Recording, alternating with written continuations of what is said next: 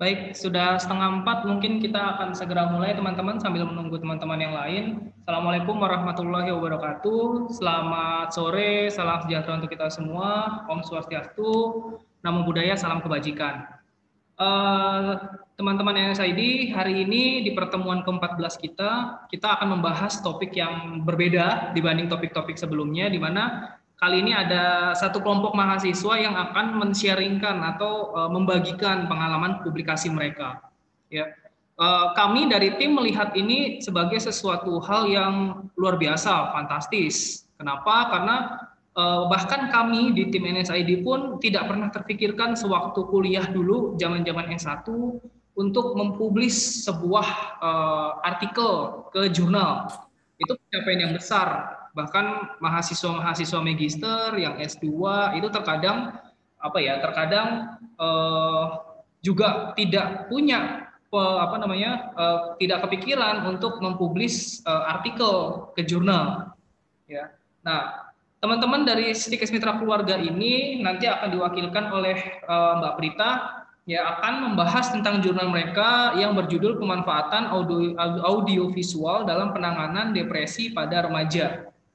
Nah, seperti apa isinya, lalu bagaimana sih mereka bisa mempublish sesuatu yang sifatnya akademik sekali, ilmiah sekali, apalagi masih semester 3, baru 2 tahun kuliah, sudah seproduktif ini, kita nanti akan melihat. Ya. Tapi sebelumnya, izinkan kami memperkenalkan diri dulu. Kami tim Nurshare ID itu sebenarnya sebuah wadah kita, sebuah forum yang diinisiasi oleh perawat dari berbagai spesialisasi keilmuan. Ada dari manajemen keperawatan, ada dari KMB, keperawatan medikal bedah, ada maternitas, ada anak, ada jiwa, dan juga ada komunitas. Nah, tujuan awalnya kami membentuk Nurshare ID ini atau NSID adalah kita ingin berbagi ilmu, kita ingin sharing, ya. Kita ingin mengembangkan keilmuan keperawatan khususnya gitu ya, supaya teman-teman khususnya seperti mahasiswa saat ini bisa menyampaikan ide, baik gagasan, ya, baik diskusi, bahkan mungkin seminar. Nah, luarannya tentu balik lagi ke awal bahwa kita ingin menjadi sesuatu yang bermanfaat bagi pengembangan profesi keperawatan. Nah, beberapa program kami antara lain Norstock seperti hari ini, ya, lalu ada bincang santai. Terus yang terbaru adalah kami mengadakan lomba penulisan esai ilmiah tentang topik tertentu yang mungkin teman-teman juga bisa melihat di Instagram kami Nurshare ID atau mungkin di YouTube.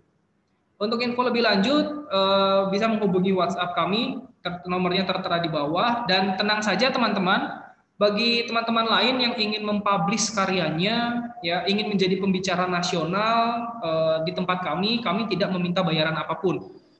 Ya, kami adalah organisasi nirlaba yang tidak melihat keuntungan sama sekali. Seperti itu kurang lebih. Ya. Baik, kita balik lagi sekarang masuk ke dalam tema sharing publikasi pertama kita, ya, dengan pembicaranya Mbak Prita Lestari. Mbak Prita, apakah sudah ada di tempat, Mbak Prita? Baik, Bapak Anung. Oke, sudah ada, Pak. Oke, ya. Sebelum Mbak Prita presentasi, mungkin saya izin menyampaikan sedikit pesan dari ketua kami, bahwasannya pencapaian dari Mbak Prita dan teman-teman ini adalah sesuatu yang sangat-sangat luar biasa dan perlu diapresiasi. Ya, dan semoga menjadi inspirasi bagi teman-teman mahasiswa lain, ya, baik dari kampusnya Mbak Prita maupun dari kampus lain. Ya, bahwasanya ternyata mempublish artikel itu bukan hanya kerjaan dosen, bukan hanya kerjaan peneliti. Ya, ternyata kita sebagai mahasiswa yang belum lulus pun itu ternyata sudah bisa mempublish. Ya. Oke. Kurang lebih seperti itu. Jadi nanti mungkin kita akan lebih banyak diskusi dan juga pemaparan, ya, Mbak Prita. Nanti seandainya teman-teman mempunyai pertanyaan, bisa langsung ditanyakan di kolom chat, ya, dari sebutkan nama, asal institusi, dan juga pertanyaannya. Untuk sertifikat akan kami berikan kepada mereka yang mengisi absensi dan evaluasi di akhir acara. Seperti itu kurang lebih. Kita akan langsung sambut Mbak Prita. Ya, Mbak Prita, apa kabar ini? Baik? Baik, Bapak Anung. Terima kasih sudah menyempatkan saya Untuk berbicara pada hari ini, alhamdulillah Pak, kabar saya baik. Baik ya. Baik, teman-temannya juga ya. Ada berapa orang? 7 orang ya kurang lebih ya? Iya Pak, kurang lebih 7 orang sampai 8 orang. Di sini juga jurnal kami ada dosen kami Pak, pembimbing, ikut serta Ibu Renta Pak hadir Baik. juga Oh, sepertinya. selamat sore Ibu Renta. Terima Selamat kasih sore Ibu Renta. bersedia untuk hadir. Ya, Selamat sore, semangat.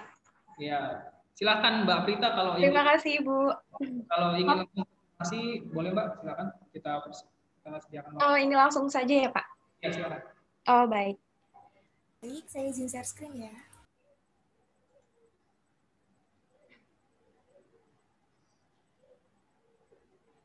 Apakah sudah terlihat? Sudah, Risma. Terima kasih, Risma. Baik, langsung saja. Bismillahirrahmanirrahim. Assalamualaikum warahmatullahi wabarakatuh. Waalaikumsalam warahmatullahi wabarakatuh. Salam sejahtera bagi kita semua. Shalom, Om Swastiastu, Namo Buddhaya, dan salam kebajikan. Pertama-tama, saya mengucapkan terima kasih kepada Nerser ID. Di seminar pada hari ini, saya dan kelompok saya dalam sharing publikasi mahasiswa. Dan juga tidak luput saya mengucapkan terima kasih kepada dosen-dosen Stikes Mitra Keluarga, khususnya Ibu Susi Hartati selaku Kepala Stikes Mitra Keluarga, dan dosen pembimbing dalam jurnal kami, yaitu Ibu Renta Sianturi. Selamat sore Ibu, dan Bapak Anung. Selamat sore Pak Anung. Panggilnya jangan Bapak ya, ngeri juga. Saya belum tahu. Maunya dipanggil apa nih Pak? Baik, langsung saja. Saya ini karena sifatnya sharing ya, berbagi pengalaman cerita, jadi enjoy saja, tidak usah kaku-kaku. Di sini juga saya dan tim saya masih belajar, jadi kayaknya nggak enak nih kalau kita nggak kenalan terlebih dahulu. Saya Prita Lestari, mahasiswa aktif di Stikes Mitra Keluarga di Bekasi tepatnya. Saya mengambil jurusan S1 Keperawatan dan masih semester 3. Dan saya tidak sendiri, di sini juga ada teman-teman saya. Bisa di-halo-halo Kakak, mungkin Kak Risma, Kak Raika, Kak Selin. Mungkin dibuka audionya biar disapa dulu nih para teman-teman dan ibu-ibu dosen, bapak-bapak dosen. Baik. Baik. Baik, terima kasih Kak Reka. Langsung saja saya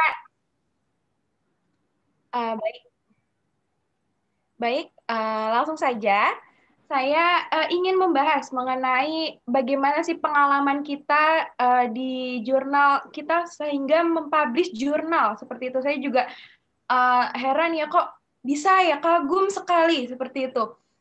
Bisa juga di sini kita itu sebenarnya saya tidak sendiri ya, saya bersama tim saya, kita kok bisa ya sememuncak ini, bisa mempublish dengan cepat. Alhamdulillahnya syukur-syukur kami pada tahun 2021 publish jurnal di salah satu jurnal mitra kesehatan, tepatnya di kampus tercinta kami, yaitu Stikes Mitra Keluarga, yang berjudul Pemanfaatan Audiovisual dalam Penanganan Depresi pada Remaja.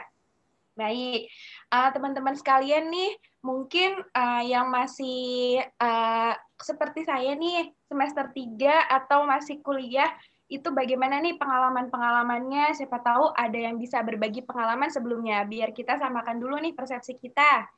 Barangkali di audiens ada yang mau menceritakan, mungkin barangkali?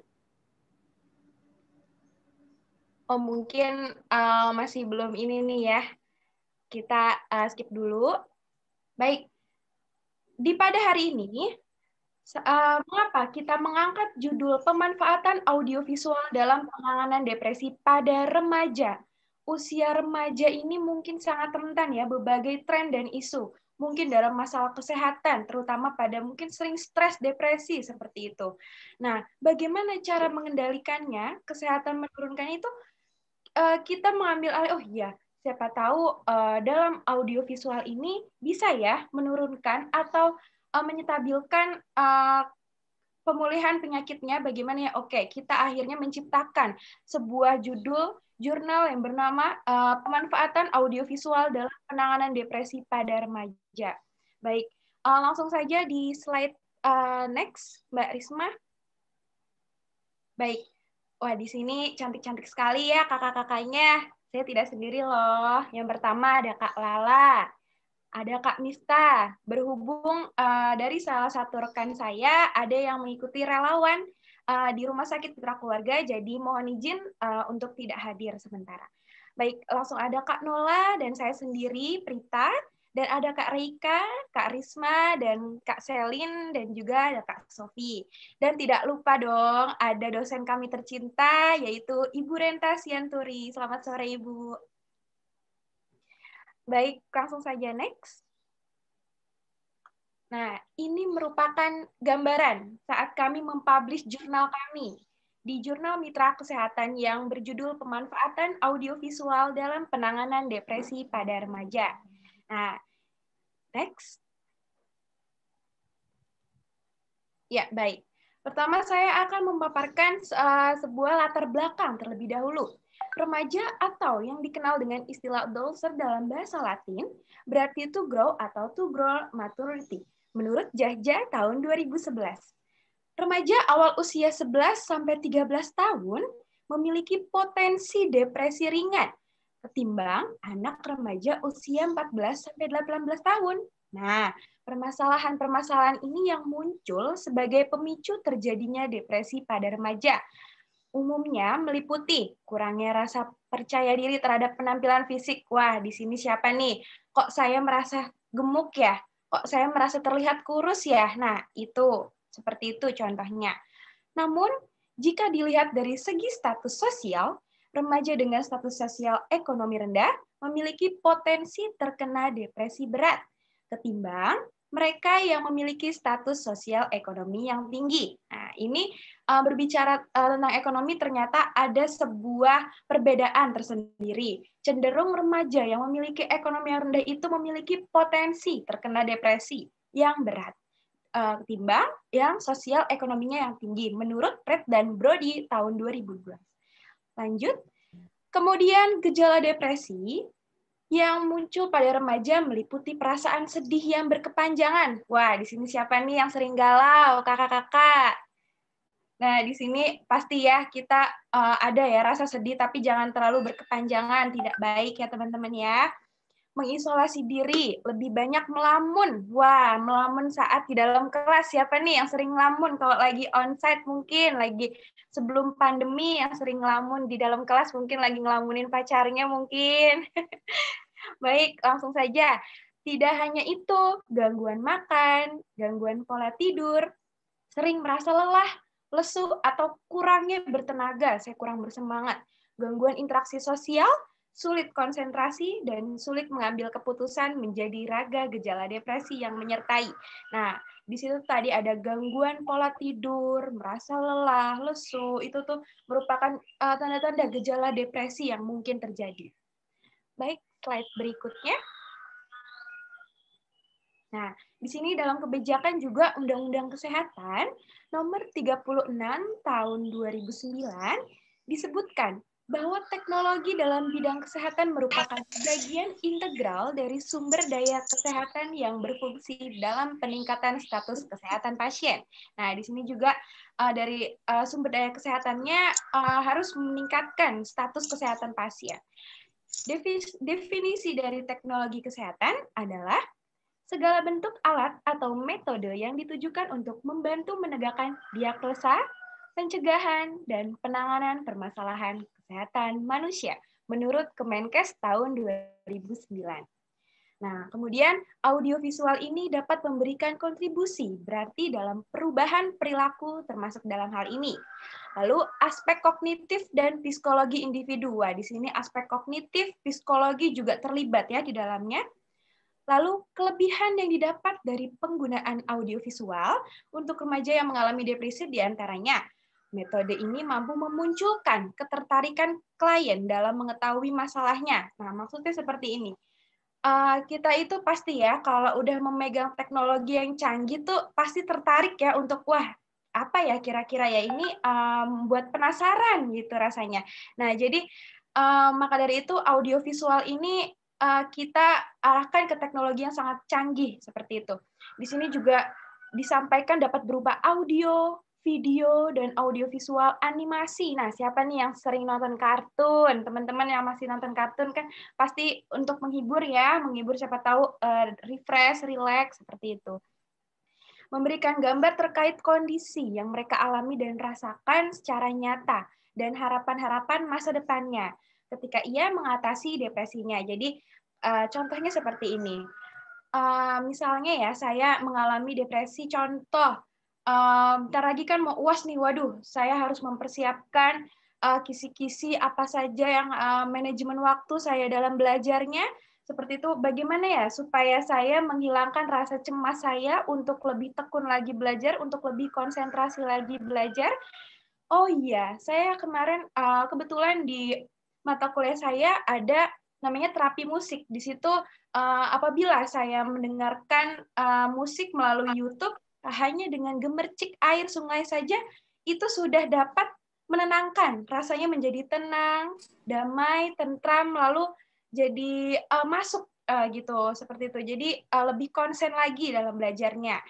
Lalu disitulah kami bagaimana cara mengatasi depresinya melalui video dan audio visual seperti itu. Boleh next Kak Risma. Baik. Nah, di sini audio visual sebagai cara pemanfaatan penanganan depresi pada remaja. Poin pertama, memunculkan ketertarikan klien dalam mengetahui masalahnya. Nah, seperti tadi sudah saya jelaskan, karena ini kan memakai teknologi canggih ya, jadi bagaimana menarik perhatian klien sehingga dapat menyampaikan pesan dengan baik, sehingga terapi yang didapatkan itu berjalan dengan efektif. Poin kedua, bisa mendapatkan informasi tentang memahami pentingnya pengobatan dan terapi yang tepat. Wah, di sini juga informasinya juga udah pasti teruji valid ya, karena di dalam jurnal kami juga sudah terakreditasi mengenai jurnal ranking di internasional yaitu Skimago dan juga jurnal nasional yaitu Sinta. Lalu poin ketiga, individu akan lebih kooperatif dengan pengobatan yang akan dilakukan serta mampu beradaptasi dengan efek samping dari pengobatan yang diberikan. Nah, yang dimaksudkan di sini, contoh, individu juga harus lebih kooperatif dan bijak dalam menggunakan teknologi tersebut. Contoh nih ya, siapa nih teman-teman kalau nonton drakor, itu termasuk ya. Nah, kalau nonton drakor tuh episode 1 sampai episode 50 sampai ya, itu nggak terasa itu udah ini ya kecanduan sama aja. Nah, kita harus kooperatif dan bijak seperti itu. Jadi jangan sampai kita kecanduan gitu kan, jadinya kurang efektif ya kalau kita terapkan. Lalu poin keempat, individu mampu untuk mengidentifikasi hal-hal negatif yang muncul sehingga dapat menyebabkan depresi. Nah, di sini juga harus dapat mengidentifikasi nih mana hal yang buruk, mana hal yang baik. Seperti itu. Yang poin kelima, audiovisual mudah dipahami setiap individu. Nah, di sini setiap individu pasti berbeda ya cara menangkap pesannya. Enakan seperti saya maunya video aja nih, atau saya maunya membaca buku atau yang lainnya. Mungkin setiap individu tuh berbeda dalam hal penangkapannya seperti itu. Jadi kurang lebih di sini banyak yang menyerna atau lebih menangkap mengenai audiovisual. Contohnya seperti ini. Kalian sering kan ya kalau suka streaming YouTube itu pasti lebih mudah menangkap ya dibanding kalau disuruh gurunya atau bahkan dosennya membaca modul. Wah, itu kayaknya kesannya liar sekali ya. Nah, seperti itu makanya metode-metode zaman sekarang tuh pembelajaran melalui video itu merupakan hal yang dapat mencerna bagi kami seperti itu. Boleh di next Kak Risma? Nah, desain dan alur. Maksudnya apa sih di sini desain dan alur? Nah, di sini dari kami sebelum publish, dari kami membuat jurnal apa aja yang perlu dipersiapkan hingga menjadi publish nantinya di Jurnal Mitra Kesehatan. Pertama, persiapan awalnya, menentukan kelompok riset terlebih dahulu.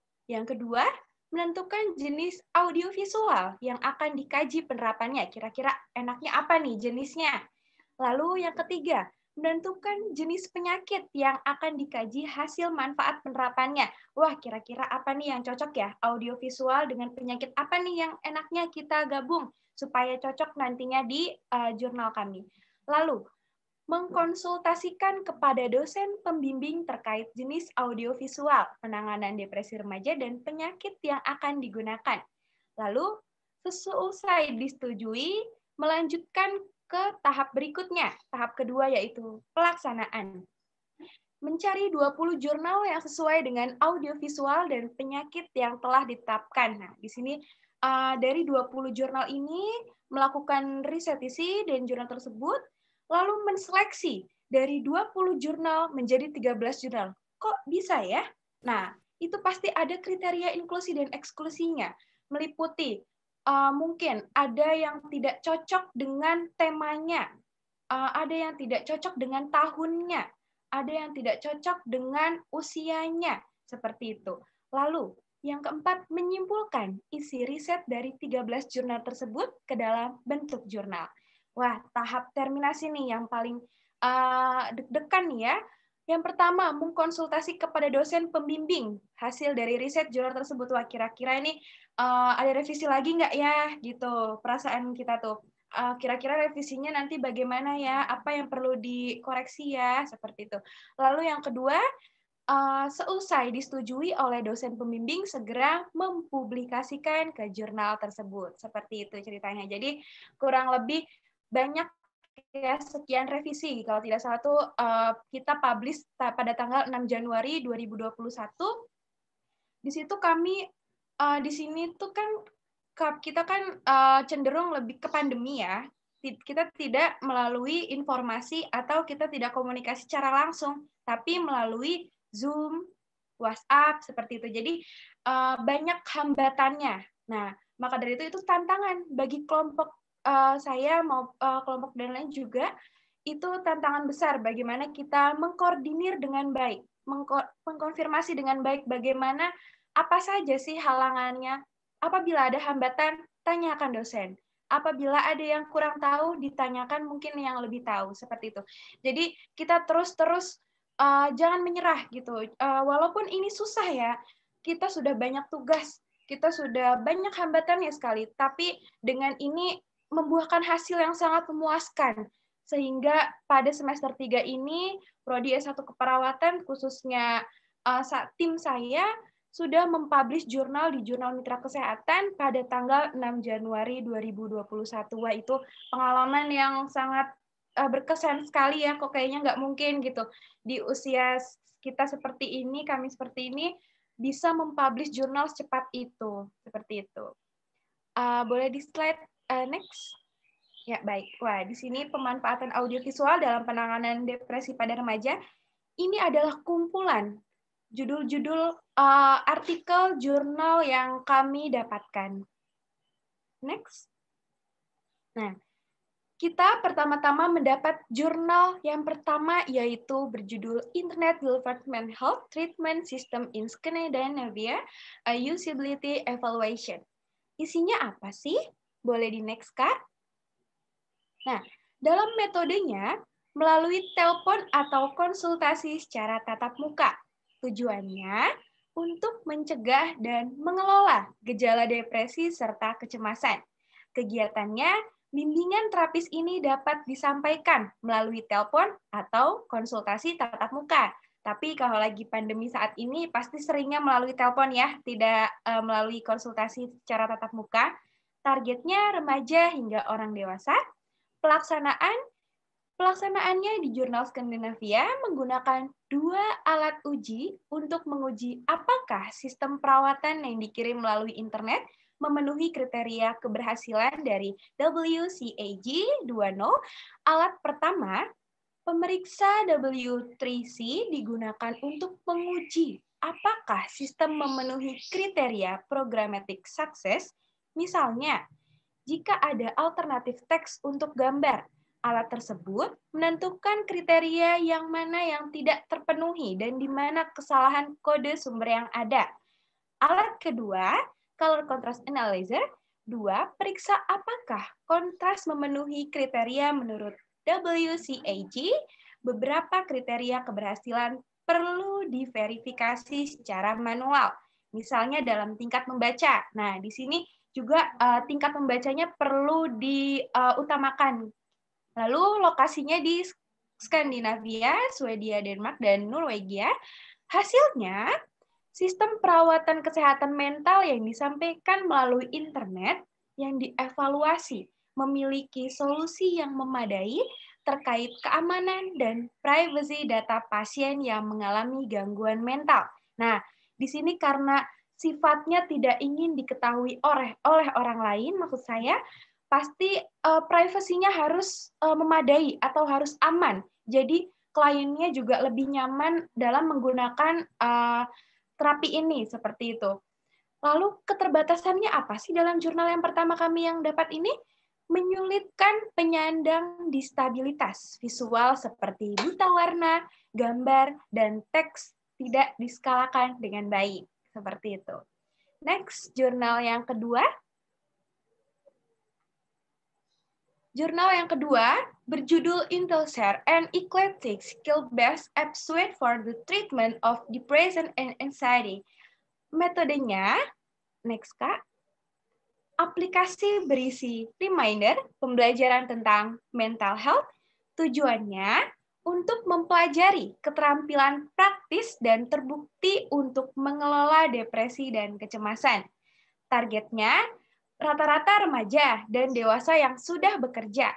Kegiatannya, aplikasi IntelShare ini menempatkan tindakan, misalnya penetapan tujuan, daftar periksa, pengingat, pencatatan, dan sebagainya. Pelaksanaannya, penggunaan biasanya menggunakan IntelCare ini selama 8 minggu. Lokasinya di USA. Hasilnya, IntelCare ini dalam menyediakan rangkaian aplikasi yang berfokus pada keterampilan yang dapat sering digunakan untuk mengurangi gejala depresi dan kecemasan. Sistem IntelCare ini bersifat elemental, memungkinkan aplikasi individu menjadi digunakan atau tidak digunakan, berdasarkan keefektifan dan kegunaan bersifat eklektik. Memandang strategi pengobatan sebagai elemen yang dapat dilakukan diterapkan sesuai kebutuhan daripada mengikuti model teoritis tunggal dan menyeluruh. Keterbatasannya apa sih di jurnal ini?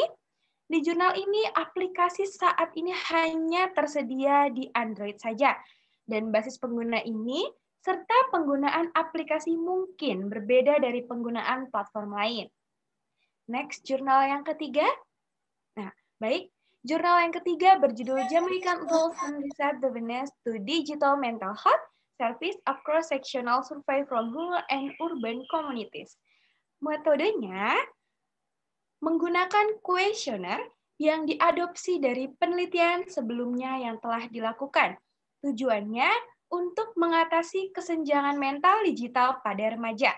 Targetnya kira-kira rentang usia 15-19 tahun yang mengalami depresi serta keinginan bunuh diri. Wah, serem sekali nih ya.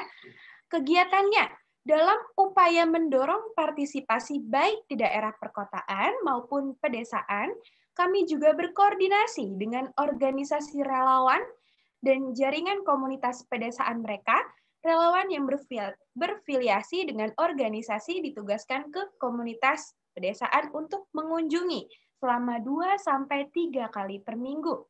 Membantu dengan kegiatan seperti kelompok pemuda setempat.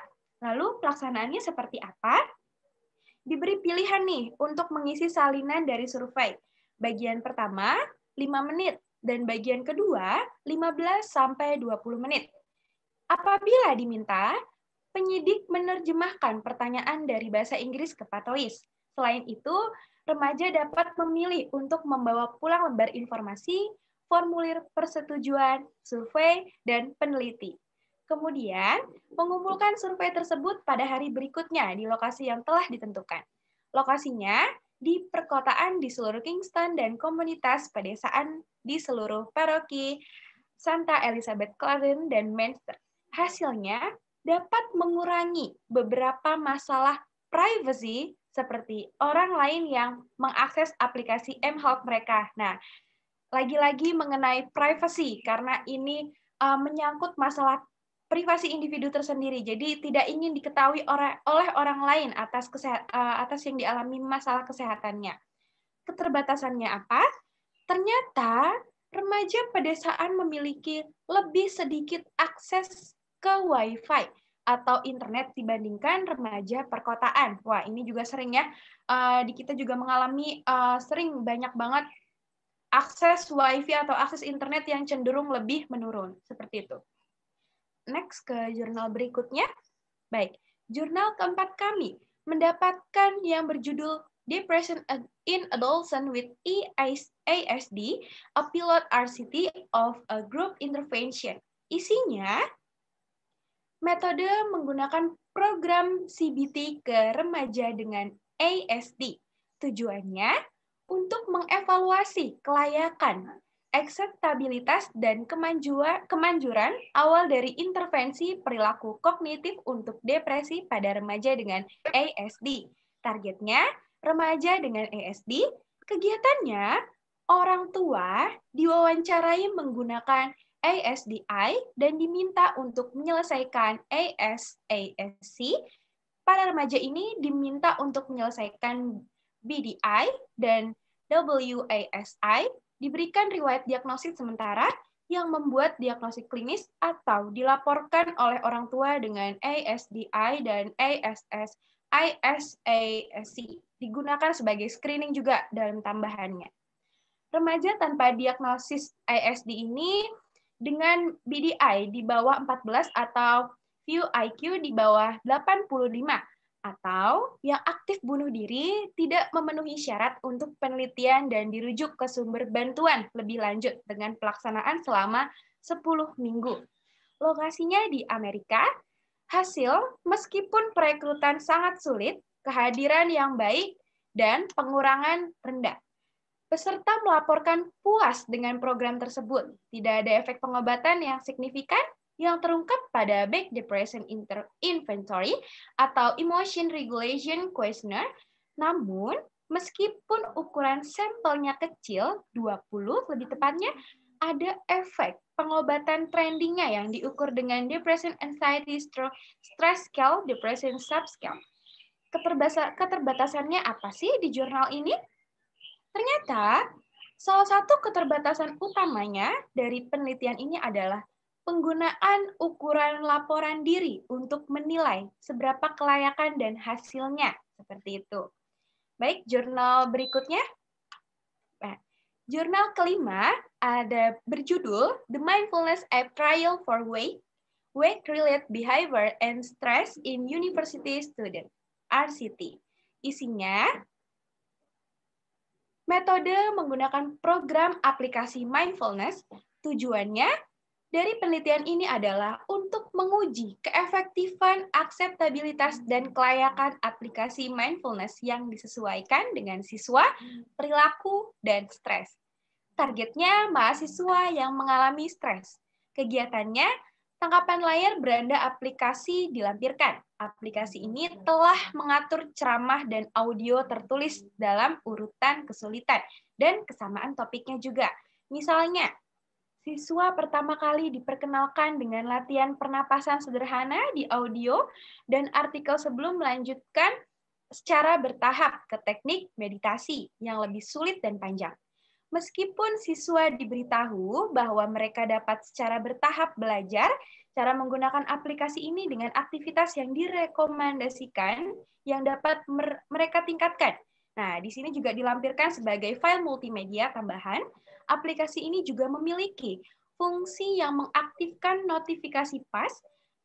Notifikasi PAS ini bertujuan untuk mendidik, mendorong, dan mengingatkan siswa untuk melatih kesadaran mereka. Waktu pelaksanaannya yaitu 11 minggu. Lokasinya di Brisbane, Australia. Hasilnya, aplikasi Mindfulness and Health ini pertama RCT yang telah menilai keefektifan aplikasi kesadaran yang disesuaikan siswa untuk stres, perilaku terkait berat badan. Wah, tadi juga ada ya, saya merasa gemuk, saya merasa kurus, seperti itu. Jika dibandingkan dengan pemantauan diri tradisional, perilaku elektronik dari diet dan olahraga. Seperti itu. Kemudian jurnal berikutnya yang keenam, berjudul Individually Tailored Internet-Based Cognitive Behavioral Therapy for Young Adults with Anxiety Disorder.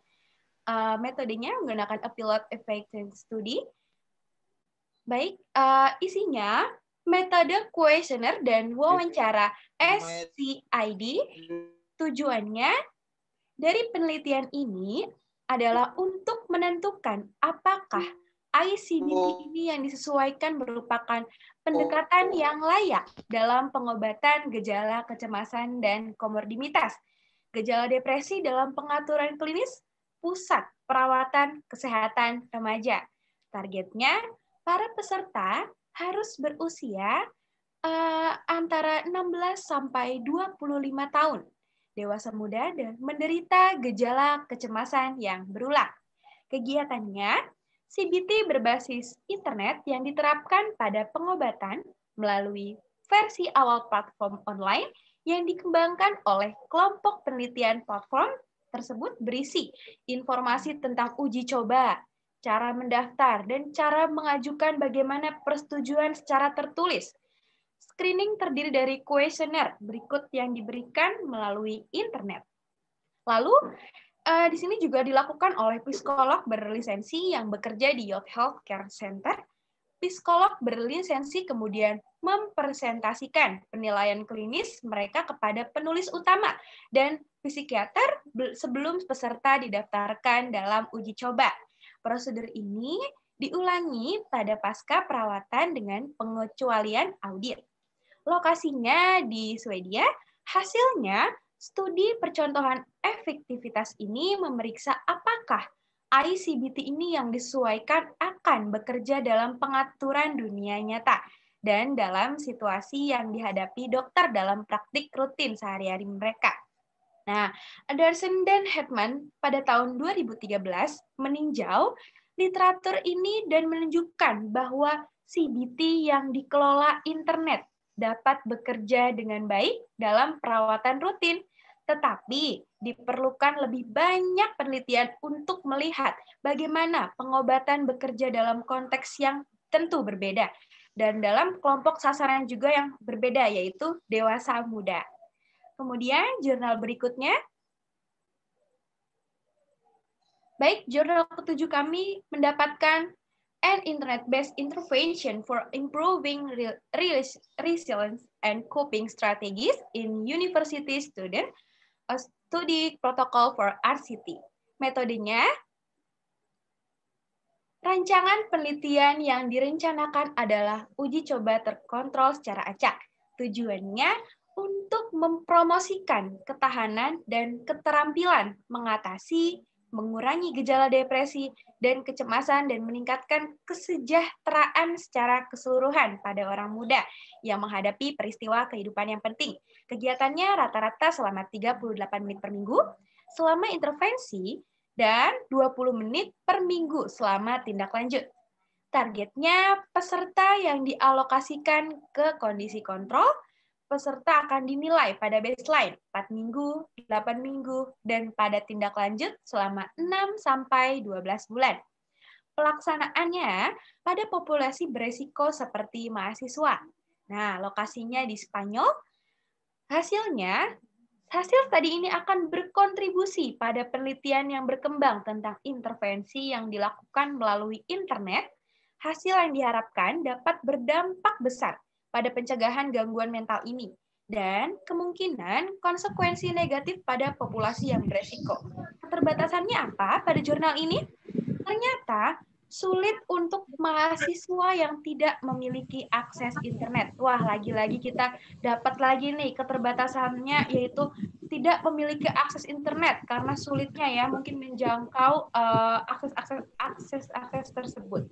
Kemudian selanjutnya, jurnal ke-8 yang berjudul Effectiveness of an Internet and App-Based Intervention for College Student with Elevated Stress RCT. Selanjutnya isinya 150 mahasiswa ditugaskan ke grup intervensi stres berbasis internet dan seluler.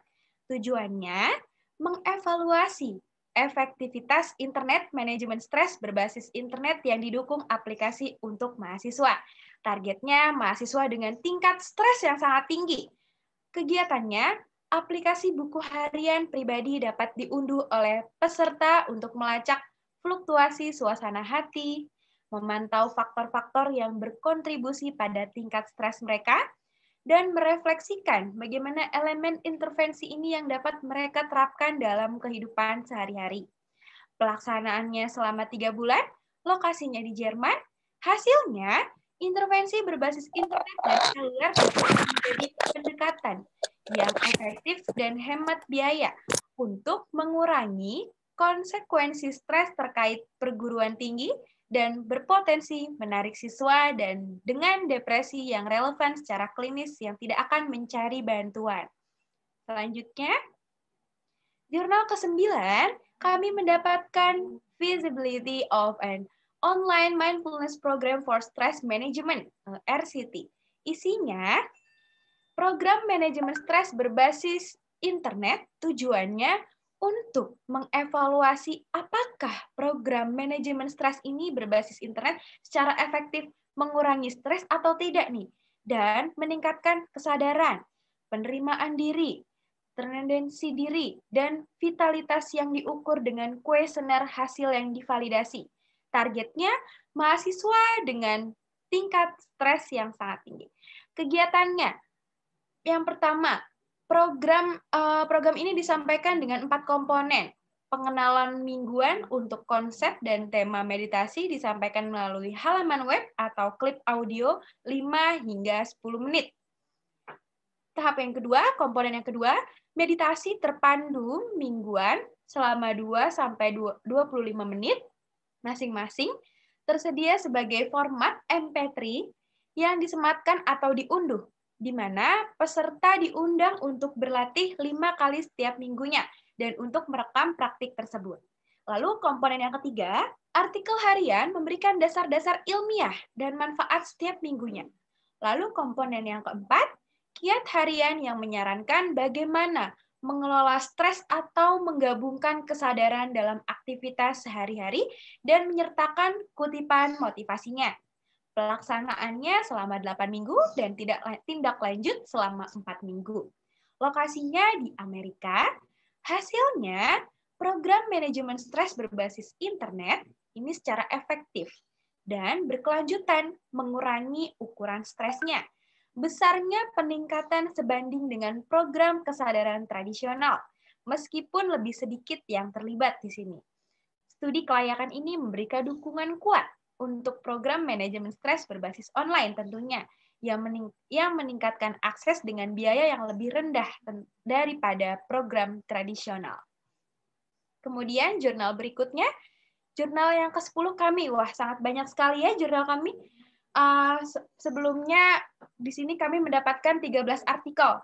Ya, di sini jurnal ke-10 berjudul Efficacy of the Mindfulness Meditation Mobile App Calm to Reduce Stress Among College Student RCT. Metodenya, aplikasi seluler berbasis konsumen yaitu Calm, tujuannya untuk mengurangi stres dan meningkatkan perhatian dan kasih sayang dalam konteks jangka panjang pada mahasiswa yang stres tentunya. Targetnya, pada mahasiswa dengan kondisi stres yang meningkat. Kegiatannya, peserta diminta untuk melihat video secara keseluruhan dan menjawab dengan benar 3 pertanyaan. Lanjutan mengenai informasi yang disajikan dalam bentuk video. Misalnya, berapa lama Anda akan diminta untuk berpartisipasi dalam mediasi? Jika peserta melewatkan 1 pertanyaan, maka mereka dialihkan untuk menonton video lagi dan pastinya menjawab pertanyaan sampai ketiganya dijawab dengan benar. Pelaksanaannya selama 12 minggu, lokasinya di Amerika Serikat. Hasilnya, mayoritas siswa melaporkan bahwa Calm membantu mengurangi stres dan akan menggunakan di masa mendatang. Siswa ini beranggapan atau berkomentar sangat puas menggunakan Calm ini dan merekomendasikan kepada siswa lain. Selanjutnya, Jurnal yang ke-11 berjudul The Efficacy of Internet-Based Mindfulness Training and Cognitive Behavior Training with Telepon Support in the Enhancement of Mental Health Among College Students and Young Working Adult, RCT. Isinya, baik, metode program pelatihan kesadaran bernama iMind versus program pelatihan perilaku kognitif bernama iCBT. Tujuannya dari penelitian kami adalah untuk menguji keefektifan program pelatihan kesadaran berbasis internet dibandingkan dengan program pelatihan perilaku kognitif berbasis internet yang mapan dalam mempromosikan kesehatan mental di kalangan mahasiswa dan orang dewasa muda yang bekerja. Targetnya mahasiswa yang mengalami stres. Lagi-lagi mahasiswa ya, di sini kami mendapatkan jurnalnya. Kegiatannya, tes fungsional dilakukan sebelum rilis situs web. Setiap programnya terdiri dari 8 sesi 30 hingga 45 menit. Pelaksanaannya selama 3 bulan, lokasinya di Hong Kong. Hasilnya, kedua program kesehatan mental berbasis internet menunjukkan potensi dalam meningkatkan kesehatan mental dari pra hingga pasca penilaian, dan peningkatan tersebut dipertahankan pada tindak lanjut selama 3 bulan. Tingginya tingkat peralihan dalam studi ini menunjukkan perlunya perbaikan dalam program psikologi berbasis teknologi di masa depan.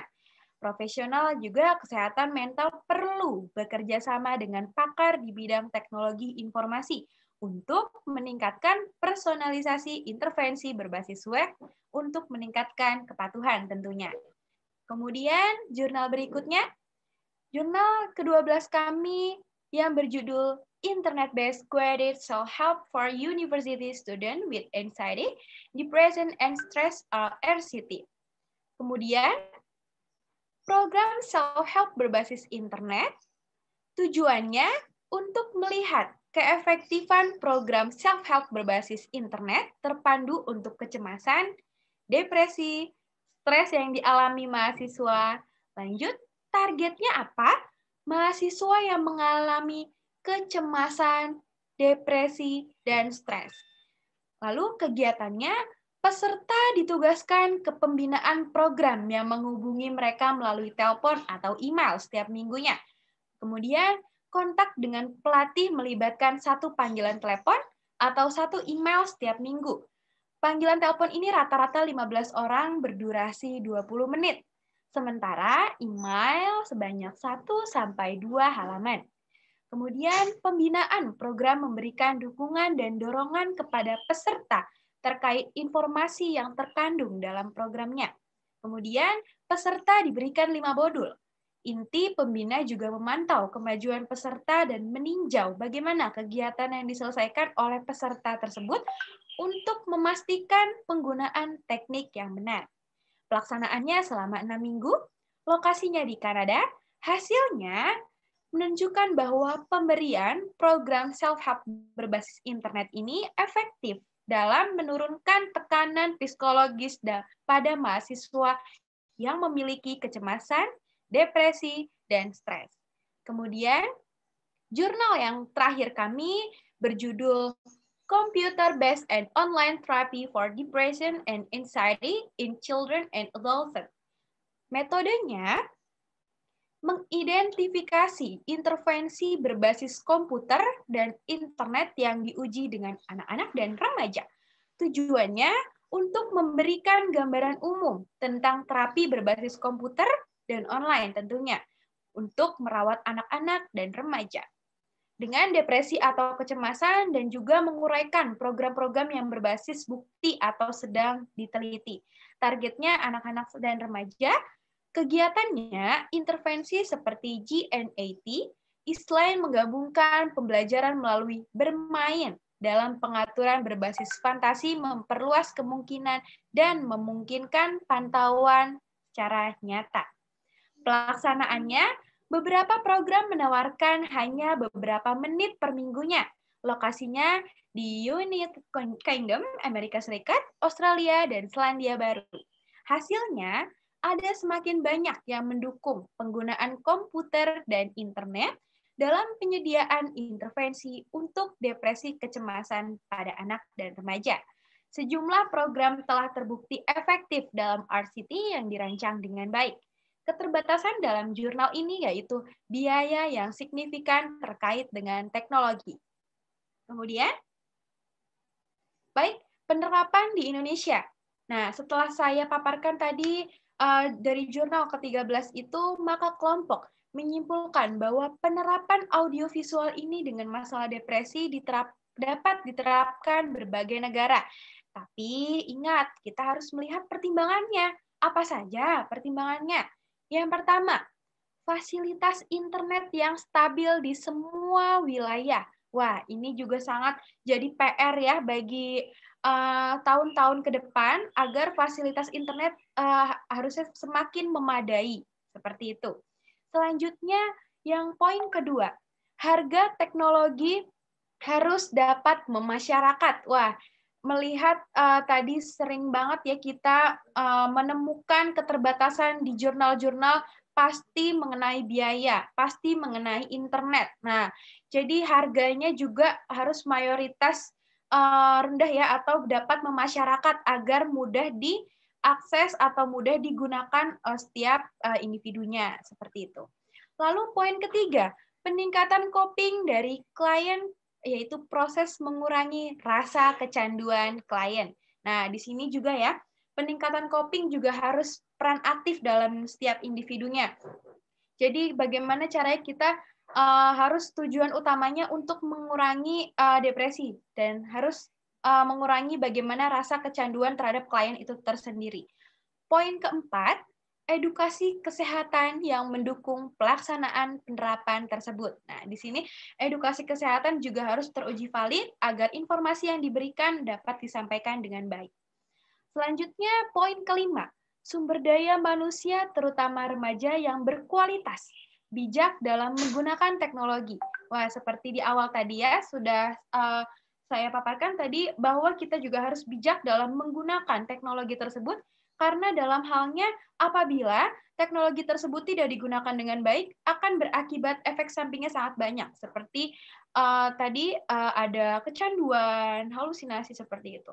Lalu poin keenam, kondisi sumber daya teknologi yang aman terhadap klien untuk diimplementasikan dalam kehidupan sehari-hari. Nah, tadi jurnal juga sudah menjelaskan bahwa privasi pasien atau privasi klien juga harus diutamakan karena ini melihat untuk tidak diketahui oleh orang lain seperti itu. Jadi bagaimana membuat klien ini merasa aman, nyaman menggunakan aplikasi tersebut. Seperti itu. Kemudian slide berikutnya. Baik, kerugian dan hambatannya apa saja kira-kira? Yang pertama, penggunaan aplikasi berbasis audiovisual tidak semua kalangan bisa menggunakan, seperti gangguan pendengaran atau tunarungu. Nah, di sini juga ada ya kerugian dan hambatannya. Kemudian, tidak semua kalangan remaja yang berminat pada aplikasi berbasis audiovisual tentunya. Pastikan ya, ada yang suka selain dari audiovisual. Nah, itu sangat sulit atau sangat kurang dapat efektif dalam terapi tersebut seperti itu. Poin ketiga, akses database audiovisual memiliki harga yang mahal dan layanan terbatas di beberapa wilayah. Wah, di sini semakin tahun semakin canggih pasti teknologinya ya. Jadi semakin tinggi juga harganya. Nah, kemudian bagaimana ya ini di kerugian hambatan ini bagaimana cara mengatasinya seperti itu. Karena cenderung audiovisual ini menyangkut tidak lain tidak bukan pasti kita berkaitan dengan teknologi yang sangat canggih seperti itu. Lalu layanan terbatas di beberapa wilayah. Nah, di sini juga akses internet juga harus memadai seperti itu.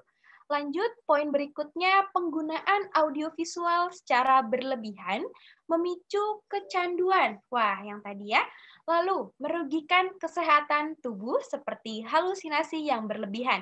Nah, di sini juga ya, selain kita juga harus bijak, maka dari itu bagaimana kita itu kooperatif dalam menggunakan aplikasi tersebut, seperti itu. Baik, ini slide terakhir dari saya. Next. Baik, terima kasih sebelumnya. Mohon maaf apabila ada kesalahan atau kekurangan. Di sini sifatnya saya juga sekedar sharing ya, sharing pengalaman, jadi masih belajar, perlu koreksi lebih lanjut lagi. Mohon dimaafkan apabila ada kesalahan atau kekurangan. Demikian, terima kasih. Saya kembalikan ke moderator. Iya, baik. Terima kasih Mbak Prita. Menarik sekali, saya jadi tertarik sekali dengan bahasanya ini ya. Sesuatu yang mungkin jarang kali ya, mungkin masih jarang di Indonesia gitu, audiovisual untuk mengatasi depresi gitu. Tapi teman-teman ternyata berhasil menciptakan suatu artikel yang menjelaskan tentang kelebihan dan kekurangannya apabila dilakukan di Indonesia. Ya. Iya, benar Pak. Sekarang kita mungkin lanjut langsung ya, Mbak Prita, kita langsung lanjut ke sesi tanya jawab. Jadi untuk teman-teman yang ingin bertanya langsung juga kami persilahkan, atau mungkin sedikit malu-malu ya bisa melalui chat dengan nama, asalisasi dan juga pertanyaannya. Oke, kita ini ada pertanyaan pertama. Ada beberapa pertanyaan yang sudah masuk. Ini dari chat, ini ada Mbak Intan Permatasari dari Poltekkes Kemenkes Jambi. Oh iya, Jambi ini keren nih. Sebelumnya saya sangat mengapresiasi Mbak Prita dan teman-teman untuk hasil publikasi dari pemanfaatan audiovisual dalam penanganan depresi pada remaja. Yang ingin saya tanyakan adalah apa saja langkah-langkah untuk mempublish hasil penelitian, lalu bagaimana proses pembuatan manuskripnya, Mbak? Mungkin bisa diceritakan sedikit kali ya. Gimana? Oh, baik Pak. Terima kasih kepada Mbak Intan atas pertanyaannya. Wah, sangat menarik sekali ya. Karena di sini kan temanya yaitu sharing publikasi mahasiswa. Jadi tidak luput kita menceritakan bagaimana hingga sampai ke publish tentunya. Nah, seperti itu. Jadi pertama-tama langkah-langkahnya itu kami itu pertama mencari bagaimana mengumpulkan judul, kira-kira judul apa ya yang menarik, yang tren dan isu pada saat ini, seperti itu. Kebetulan kenapa kita bisa menciptakan remaja, karena yang membuat juga kami masih remaja, jadi kita ada ketertarikan, wah kayaknya enak nih kita angkat sebagai topik, itu seperti itu. Kemudian selanjutnya kami sudah mendapatkan, lalu gimana ya enaknya kita menggunakan penyakitnya apa nih? Oh, depresi, seperti itu. Selanjutnya bagaimana cara mengatasinya? Menggunakan pemanfaatan audiovisual. Wah, seperti itu. Lalu kita rangkai judulnya. Alhamdulillahnya kita mendapatkan judul dan telah di-ACC oleh dosen pembimbing kami. Selanjutnya, setelah kami mencari judul dan pemanfaatan, lalu kami mendapatkan jurnal atau mencari jurnal lebih tepatnya. Mencari jurnal tentunya jurnal kami mencari jurnal ranking, jurnal yang ranking seperti Skimago yang secara internasional dan nasional itu Sinta. Lalu yang Skimago Q1 sampai Q3, selanjutnya Sinta itu Sinta 1 sampai Sinta 4. Selanjutnya setelah kami mencari jurnal menggunakan keyword masing-masing individu, kan kami tim ya. Jadi per orang ini kami ini mencari, misalkan saya mencari 2 jurnal, teman saya 2 jurnal, nah, itu lumayan ya kalau dikumpulkan seperti itu. Jadi kami bagi-bagi tugas bagaimana kita strategi. Misalkan saya mencari jurnal sebanyak 3 dan rekan saya Kak Reika mencari jurnal dan mencari keywordnya, misalnya apa saja yang bisa keywordnya ini dapat nih biar jurnal kita yang kita rangkum ini sesuai atas tema kita, seperti itu. Selanjutnya setelah kita mencari jurnal, mendapatkan jurnal, sudah terkumpul sebanyak 20 jurnal, lalu kita cek dulu nih, takutnya ada yang menyimpang dalam tema kita, yaitu aplikasi ini, depresi ini. Lalu kita bekerja kelompok, kerjasama, menjadi 13 jurnal.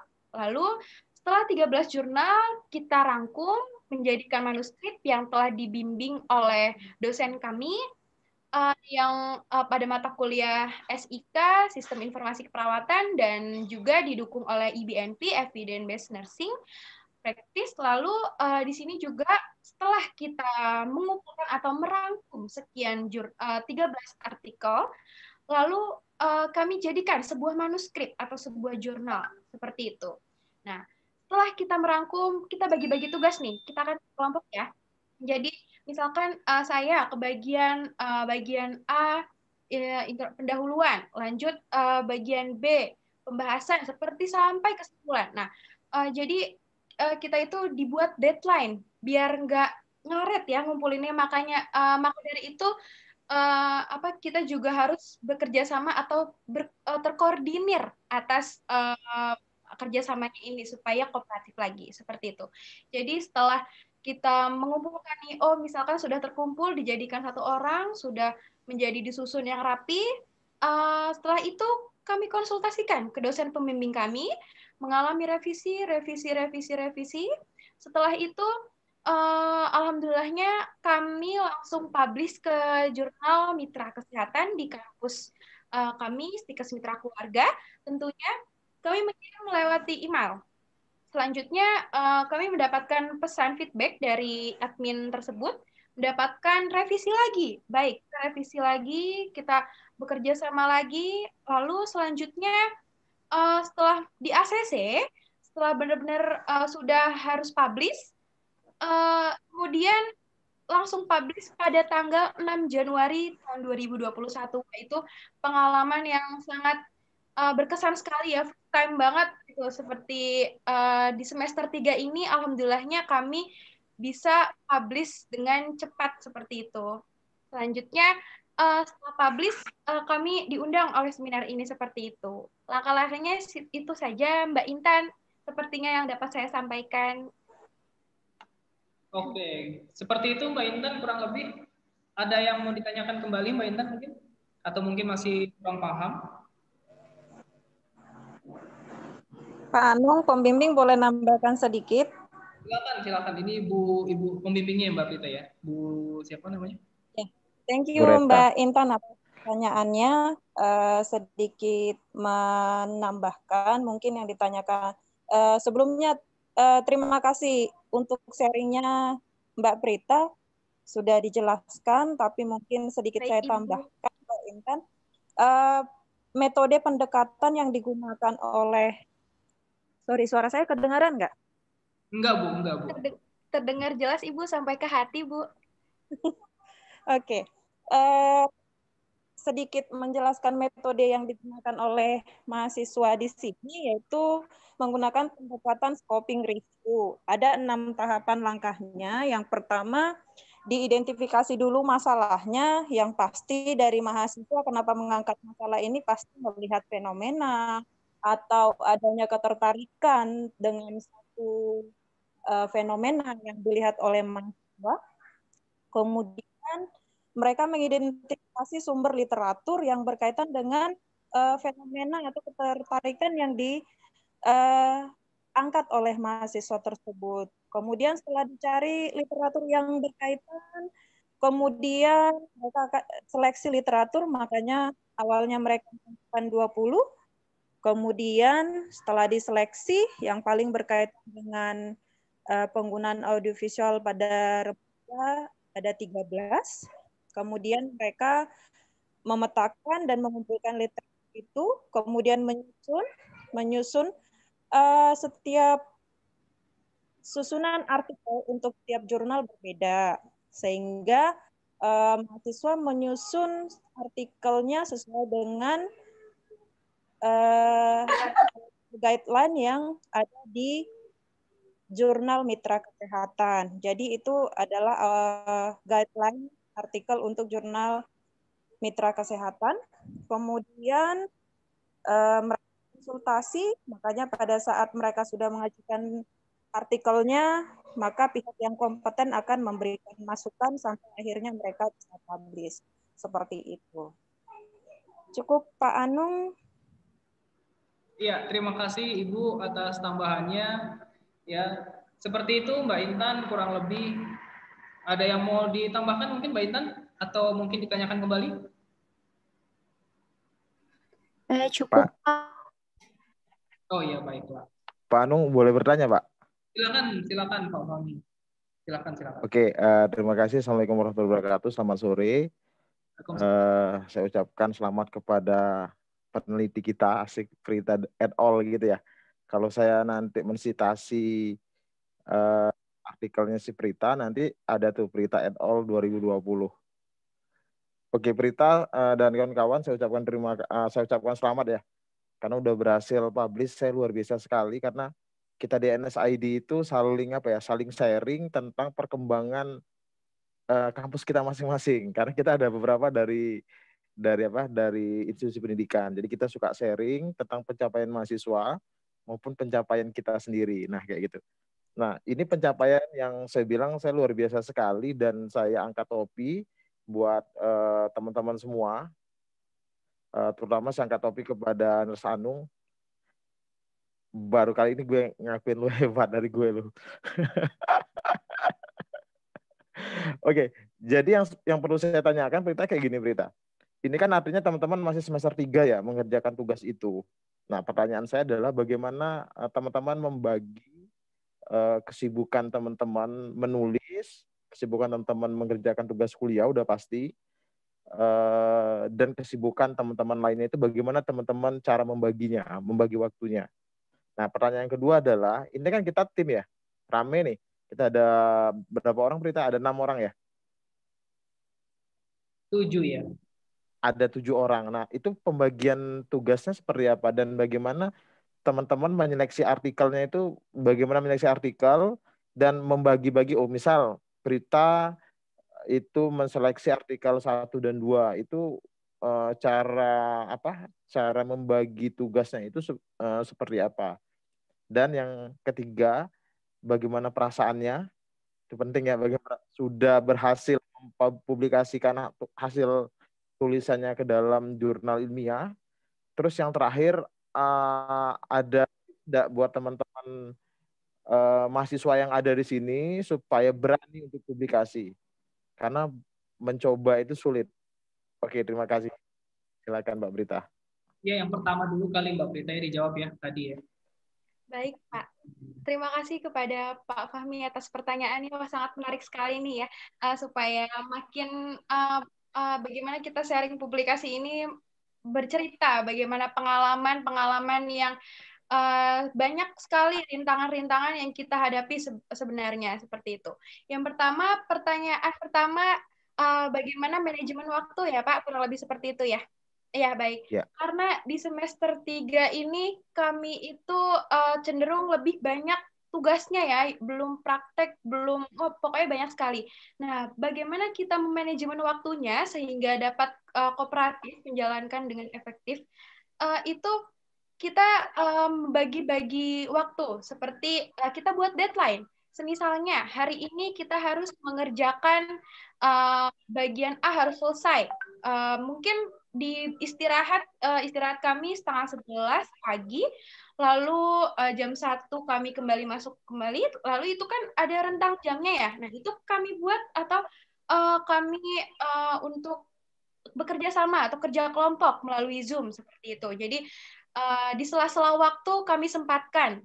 Lalu setelah kuliah juga cenderung pernah sampai malam seperti itu, sampai benar-benar begadang banget ya, apalagi pernah malam minggu nih kakak-kakak Selin, Karisma ya, katanya pernah nih Kak Reika juga keganggu malam minggunya gara-gara kerja kelompok ya. Benar-benar saya telepon, saya bagaimana supaya harus selesai pada hari ini juga agar misi kita berjalan dengan baik. Jadi intinya begini Pak, manajemen waktu saja disesuaikan dengan setiap individu, masing-masing kegiatannya pasti berbeda. Lalu kita juga punya niat atau punya niat dalam mengerjakan manuskrip tersebut seperti itu. Jadi apabila kita cenderung kurang tertarik atau kurang ada niatan, pasti banyak yang ini ya banyak kendala-kendala yang terjadi, seperti kurangnya motivasi untuk mengerjakan atau nanti aja deh, mungkin sehari lagi aja deh, kan itu masih lama seperti itu. Pasti banyak kendala-kendala seperti itu. Maka dari itu ada salah satu peran mungkin ya di dalam kelompok untuk mendorong teman-temannya dalam mengerjakan manuskrip ini seperti itu. Lalu yang kedua, bagi-bagi tugasnya ya Pak ya. bagi-bagi tugasnya itu pertanyaan kedua ini kita itu Sorry, saya potong. Mungkin teman-teman yang lain, jangan Mbak Prita terus ini. Mungkin ada yang sharing juga. baik. Iya. Mungkin Kak Reika, Kak Nola, Kak Selin, Kak Risma mau ceritain nih kita bagi-bagi tugasnya seperti apa? Ya, silakan Mbak. Siapa lagi? Mbak Selin ya, Mbak Selin, Mbak siapa lagi? Mbak Lala. Mungkin Mbak Reika bisa diceritain nih gimana nih Kak kita bagi-bagi tugasnya selama kita membuat manuskrip sehingga mencapai publish seperti itu. Gimana Mbak Reka? Silakan Mbak Reka. Ya, ya baik, izin saya menambahkan mungkin. Jadi pada saat kami membagi-bagi tugas, awalnya kami kan mencari jurnal, orang mencari beberapa jurnal. Setelah itu, setelah kami mendapatkan semua jurnalnya, jurnal itu kami saring kembali. Maksudnya kami jurnal-jurnal yang akan kami masukkan, setelah jurnal itu semua sudah gitu untuk dimasukkan ke dalam jurnal, dibuatkan manuskrip jurnal kami. Lalu kami membagi tugas lagi dalam pembuatan jurnalnya. Suara saya terdengar jelas. Bu, jelas. Bisa dilanjutkan, Mbak? Iya, terdengar, Mbak. Ya, baik. Saya lanjutkan. Jadi setelah jurnal tersebut terkumpul semuanya, kami bagi-bagi tugas lagi.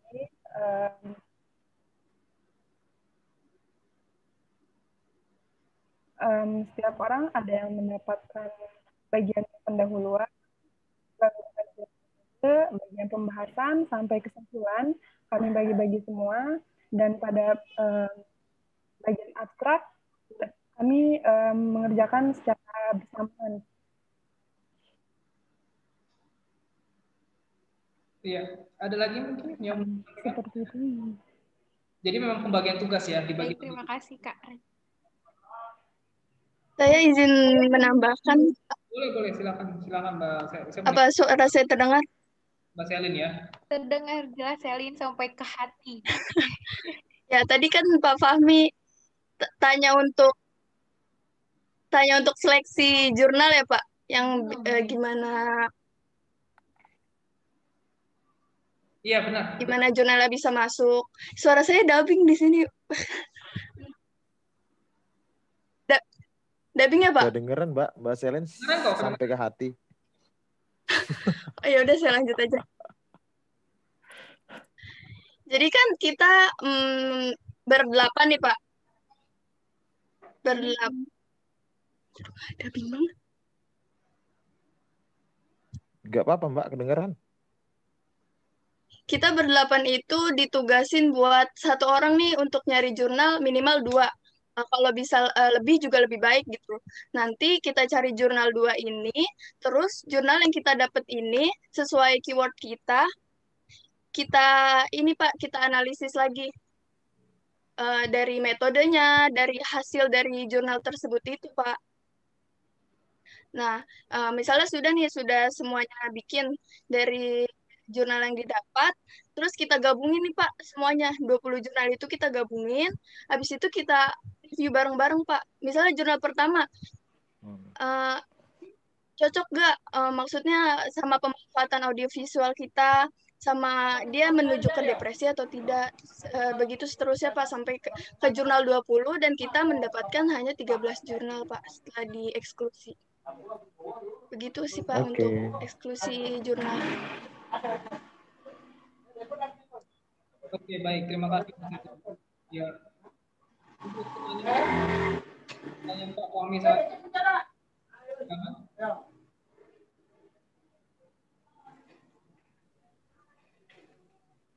Silakan Mbak Prita mungkin. Baik Pak. Untuk pertanyaan ketiga dari Pak Fahmi, yaitu pengalaman. Wah, sangat ini ya, banyak sekali pengalaman yang kita peroleh pada saat membuat manuskrip ini.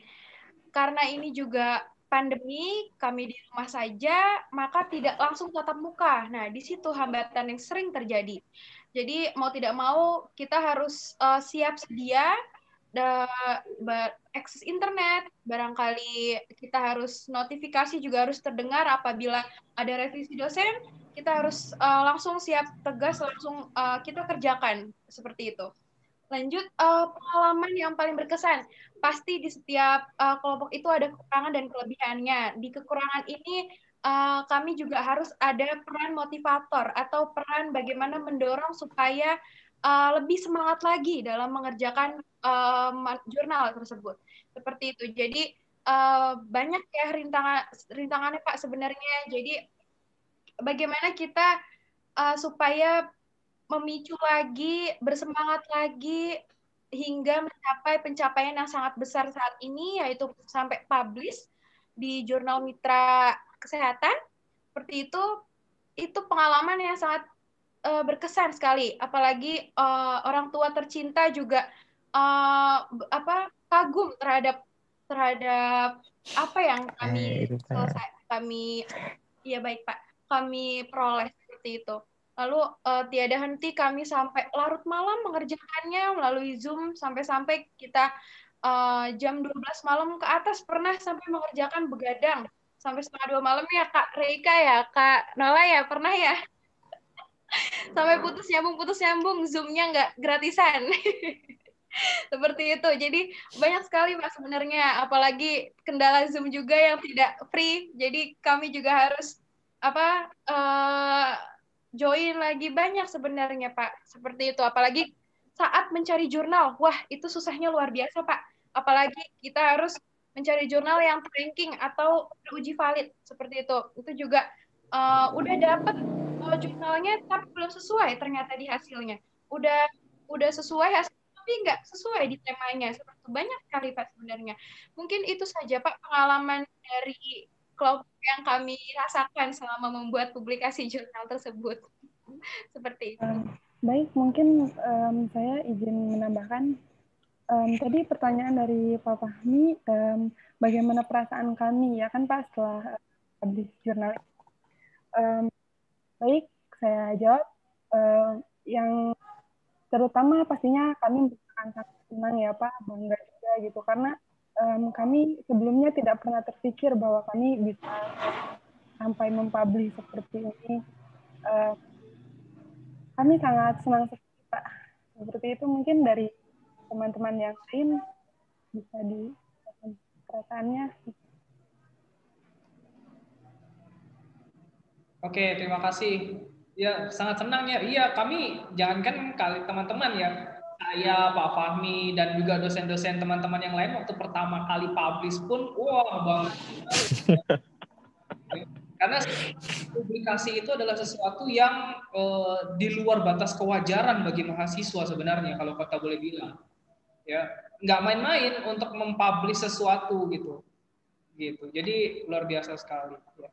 Mungkin kita bisa lanjut dulu ke pertanyaan berikutnya, Pak Fahmi ya. Ini ada. Oke, silakan Pak Anung. Dari Poltekkes Kemenkes Jambi, Mbak Siptia nih. Ini bagus pertanyaannya. Yang ingin saya tanyakan, sebelumnya beliau mengapresiasi dulu Mbak Siptia mengapresiasi teman-teman. Nah, yang ini ditanyakan adalah syarat untuk mempublikasi hasil penelitian. Ini mungkin terkait juga dengan pertanyaan Pak Fahmi tadi gitu ya. Gimana sih cara mulainya gitu, atau gimana sih cara ngilangin minder, kan kita masih mahasiswa nih, nggak tahu mau mulai dari mana gitu. Mungkin teman-teman bisa cerita mulainya dari mana, terus syaratnya apa sih untuk publish gitu. Silakan teman-teman. Baik, terima kasih kepada pertanyaan dari siapa Pak? Mohon maaf. Siptia Wanti dari Siptia. Terima kasih Mbak Siptia. Saya izin menjawab. Jadi kami ini langkah-langkahnya juga karena kami masih belajar ya. Di sini kan sharing publikasi mahasiswa tentunya. Lalu di sini kami juga masih semester 3, masih banyak perlu koreksian lebih lanjut lagi, masih banyak perlu yang apakah kekurangan-kekurangan lebih lanjut lagi. Jadi bagaimana ya kita menemukan atau caranya seperti apa. Biasanya tuh hasil karyanya juga harus original, tidak menjiplak ya salah satunya, atau tidak keluarnya plagiarisme seperti itu. Lalu harus mengikuti kaidah penulisan ilmiah tentunya. Selanjutnya mengikuti author guideline yang ditentukan oleh jurnal tersebut. Misalnya, kami ingin publish di jurnal mitra kesehatan. Apa saja persyaratannya? Itu pasti tergantung, atau setiap jurnal masing-masing tentu berbeda setiap syarat persyaratannya seperti itu. Jadi setelah kita ikuti bagaimana apa saja persyaratannya, lalu kita pasti karena masih baru atau masih pertama, kita harus butuh bantuan dosen pembimbing, bagaimana ya Bu, bagaimana ya Pak, ini koreksinya seperti ini, revisinya seperti ini. Jadi alhamdulillahnya kami punya kesimpulan, oh iya berarti kesalahan kami di sini nih, oh berarti syarat-syarat yang harus dipenuhi ini nih, oke kita rembuk bareng-bareng nih, kita harus selesai pada saat ini juga, seperti itu. Jadi alhamdulillahnya langsung dikirim ke jurnal mitra kesehatan melalui email salah satunya. Setelah melalui kiriman email dapat revisi, ternyata kurang tuh dalam outline-nya. Kemarin kita yang kurang kalau nggak salah di bagian table atau font-nya yang kurang. Nah, itu salah satu persyaratannya. Jadi tergantung setiap jurnal masing-masingnya persyaratannya apa saja nih yang harus disiapkan, seperti itu. Jadi setelah kami mengalami revisian, selanjutnya kami kirim kembali. Alhamdulillah feedback-nya telah di ACC publikasi jurnal kami, seperti itu. Jadi ya kurang lebih mengenai persyaratan juga kami masih perlu belajar lagi, perlu mendalami lagi dalam ilmiah ini. Kita juga banyak koreksinya, seperti itu. Sedapat saya sampaikan itu saja. Mungkin teman-teman ada yang mau menambahkan? Kak Nola, Kak Risma nih. Ada yang mau menambahkan? Atau mungkin Mbak Siptia jelas Mbak? Atau ada yang mau ditanyakan kembali Mbak Siptia? Sudah jelas Pak, terima kasih. Oh iya sudah jelas, baik. Ya, jadi dari jawabannya Mbak Prita dan teman-teman tadi sebenarnya kesimpulannya ada beberapa kesimpulan yang bisa kita ambil. Yang pertama, niatnya aja dulu gitu. Niat aja untuk menulis. Apa sih kira-kira yang ingin kalian buat gitu? Ya, topik apa sih yang ingin kalian sampaikan atau kalian publikasikan? Nah, setelah dapat topik, baru deh teman-teman cari jurnal pendukungnya gitu ya. Jurnal pendukungnya dicari. Ada nggak artikel yang sudah terpublish sebelumnya yang sudah membahas tentang topik teman-teman? Kalau sudah ada ya jangan dibuat lagi, kan kira-kira seperti itu. Nanti jadinya plagiat. Kalau memang belum ada ya kenapa tidak dilanjut? Itu yang pertama. Terus yang kedua mungkin teman-teman juga harus sadar bahwa kita harus tahu diri ya, dalam artian kita masih mahasiswa. Keterbatasannya itu masih banyak. Ya, ketika sudah punya niat, nah teman-teman harus mencari mentor yang benar. Ya, mentor yang benar dalam artian ya dosennya dicari. Dosen yang memang sejak awal itu concern terhadap publikasi. Ya kalau teman-teman udah ketemu sama dosennya, mungkin misalnya teman-teman misalnya Pak Fahmi ini kan ngajar ya, dosen ya. Nah, Pak Fahmi ini emang concernnya di penelitian, Bu Renta juga tadi ya. Ya sudah, banyak-banyaklah diskusi dengan beliau-beliau. Karena memang ilmu publikasinya sudah banyak. Dengan itu, teman-teman pasti akan punya insight tuh. Oh kira-kira, oh ya kayaknya topik ini bagus nih Pak. Kira-kira boleh nggak ya kita bikin Pak? Nah dari situ pasti nanti teman-teman akan ya minimal punya gambaran lah apa yang harus dilakukan. Ya, kalau ditanya mekanisme atau syarat publikasi apa saja itu bisa 2 SKS sendiri kalau di kuliah ya. Ya cuma memang tadi sudah disampaikan oleh teman-teman bahwa setiap jurnal itu ada author guideline-nya atau ada panduan untuk author. Jadi kalau teman-teman misalnya ingin publish ke jurnal keperawatan UI misalnya atau jurnal keperawatan Poltekkes Jambi, itu masing-masing beda. Jadi silahkan sesuaikan syarat-syaratnya sesuai dengan jurnal yang ada. Seperti itu ya Mbak Setia, Mbak siapa lagi tadi? Mbak Aulia ya. Mbak Intan ya, gitu. Nah, Mungkin masuk ke pertanyaan Pak Fahmi yang terakhir tadi gitu ya. Kira-kira teman-teman punya saran apa ya untuk rekan-rekan mahasiswa yang lain gitu yang ingin disampaikan? Baik Pak, izin menjawab. Kalau menurut saya untuk lebih termotivasi lagi nih Pak, berkecimpung di dunia jurnal ilmiah, bagaimana kita menarik supaya, oh ya, saya berkeinginan menulis, saya berkeinginan niat untuk berkembang seperti itu. Jadi saran saya banyak-banyaklah mencari informasi. Jadi apabila kita mencari informasi yang tepat, itu salah satunya akan berdampak di diri kita positif juga seperti itu. Lalu kita juga harus berpikir positif untuk membuat jurnal tersebut. Lalu jangan lupa juga berdoa salah satunya. Bersemangat juga kadang moodnya naik turun ya untuk membuat jurnal tersebut.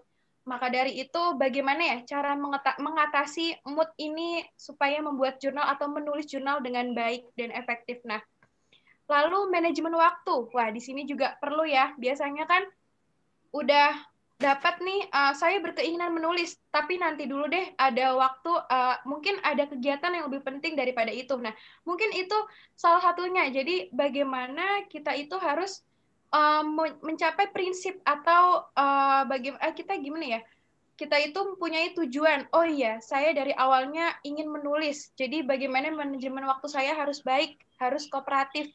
Mungkin saya ada waktu senggang, saya manfaatkan dengan cara membaca dulu jurnalnya mungkin. Oh, tiba-tiba tertarik dengan tema A, selanjutnya tema A dijadikan sebuah rangkaian kata sehingga menjadi publikasi jurnal.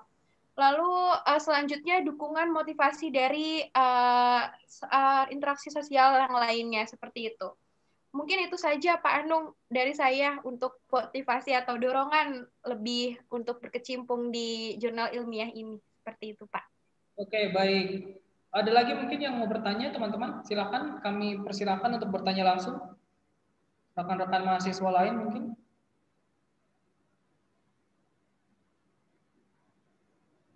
Tidak, oke, baik. Sebagai bentuk apresiasi kepada teman-teman yang sudah publish, kami menyiapkan sedikit hadiah. Ya, mungkin Pak Fahmi bisa menyampaikan langsung ke teman-teman yang sudah publikasi. Oke, terima kasih Nurse Anu. Saya ucapkan terima kasih buat teman-teman semua. Kalau teman-teman mempunyai keinginan, saya akan kasih kelas EKG gratis buat teman-teman dari EKG dasar sampai dengan aritmia. Saya akan kasih kelas, kita akan nanti tentukan waktu untuk pembelajarannya kapan, itu silahkan teman-teman tentukan. Dan saya jamin teman-teman akan bisa baca EKG. Karena kebetulan peminatan saya kardiovaskular. Oke, seperti itu Pak Anung. Iya, ya free course kalau kita bilang ya, kursus gratis pembacaan EKG. Kalau teman-teman ini khusus untuk 8 orang yang sudah presentasi hari ini ya. Ini bentuk terima kasih kami karena kalian sudah bersedia untuk sharing. Kalau kamu ikut pelatihan di luar, itu bayarnya berapa ya Pak Fahmi ya? Untuk 3,5 juta Pak. 3,5 juta per orang. Iya. Iya. Ya, 3,5 juta per orang ya. Dan kali ini kita kasihkan free ya. Jadi nanti nanti kita akan hubungi tim Prita dan teman-teman ya untuk tentukan jadwalnya kapan dan mau dilaksanakan. Ya, tenang saja tidak akan ditagih uang apapun. Sampai jago ya Pak Fahmi ya jajan ini ya. Sampai bisa baca EKG beneran. Ya, sampai bisa baca hati orang juga. Pak Fahmi, saya perwakilan dari kelompok. Terima kasih banyak Pak. Pasti pengalamannya lebih intens lagi nih. Banyak sekali yang perlu kita pelajari seperti EKG tersebut di bidang kardiovaskuler. Wah, tertarik sekali saya Pak seperti itu. Oke, semangat semua ya. Semangat semua. Terima kasih Pak Fahmi.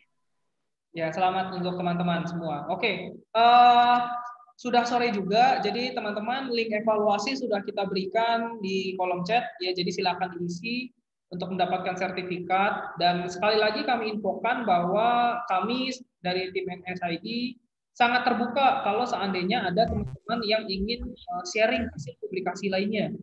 Ya, ini hanya awalan gitu. Dan apakah nanti kursusnya juga akan berlangsung juga Pak Fahmi? Ya pasti langsung. Ya, kita akan memberikan hadiah. Hadiah yang kami berikan berupa ilmu. Kami nggak suka ngasih hadiah barang, hilang besoknya Pak. Ya, jadi kami akan memberikan ilmu yang kami punya gitu. Karena kebetulan teman-teman di NSID ini subspesialisasi semua. Ya, jadi teman-teman ya kita harapkan ilmunya akan bertambah. Seperti itu. Ya, kurang lebih seperti itu ya Pak Fahmi ya. Ya, Mas Anung seperti itu. Nanti teman-teman juga kalau mau butuh bimbingan keilmuan, kami dari NSID akan memberikan bimbingan kepada teman-teman semua. Ya, kita ada spesialis anak, ada spesialis jiwa juga ada, terus ada manajemen gitu ya, ada maternitas, ada medical bedah. Kita ada. Jadi teman-teman bisa sharing dengan kita terkait dengan keilmuan yang kita miliki seperti itu. Oke, ya seperti itu. Dan kalau teman-teman masih penasaran, gimana sih cara untuk publish? Gimana membedakan artikel yang sifatnya review atau artikel yang sifatnya original research atau yang hasil penelitian? Lalu gimana cara syarat untuk mempublikasi hasil penelitian atau hasil tulisan? Teman-teman bisa melihat di IG kami karena pertemuan berikutnya di NSID 15 kami akan membahas itu tuntas. Ya, pembicaranya kebetulan memang orang yang sangat concern juga di di bidang publikasi. Ya, ada Pak Casman nanti. Pak Casman ini ya luar biasa hebat ya terkait dengan publikasi. Pak Casman dan Pak Fahmi yang akan bicara membahas tentang hal-hal yang terkait dengan publikasi. Ya, supaya teman-teman jangan jadi sarjana bodong kalau kita bilang ya Pak Fahmi ya. Sarjana bodong itu Sepakat. kupu, kuliah pulang, cuma modal IPK doang pas melamar kerja. Ya, zaman sekarang mah IPK mah ya IPK 3,5 mah gampang didapat. Ya, tapi kalau teman-teman sudah publikasi, apalagi sudah sampai sharing di grup ini gitu ya, itu kan sudah dapat sertifikat pembicara nasional. Itu suatu suatu pencapaian yang luar biasa sekali. Ya. Demikian mungkin yang bisa kita sampaikan ya, semoga teman-teman yang hadir saat ini bisa lebih termotivasi dengan apa yang sudah dicapai oleh tim Mbak Prita dan kawan-kawan. Terima kasih juga Pak Fahmi atas kehadirannya dan pembimbing Mbak Prita ya, Bu Renta, terima kasih atas kehadirannya.